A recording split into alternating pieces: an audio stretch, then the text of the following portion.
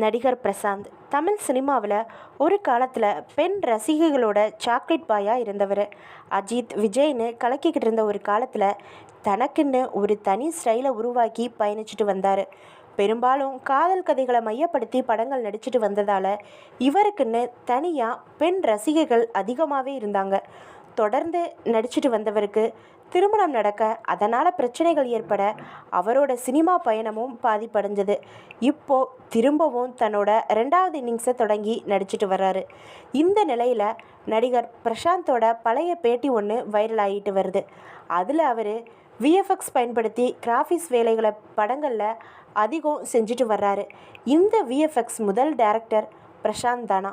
இந்திய சினிமாவிலேயே நான் தான் முதல்ல விஎஃப்எக்ஸ் டைரக்டருங்கிறத அந்த பேட்டியில் சொல்லியிருக்காரு.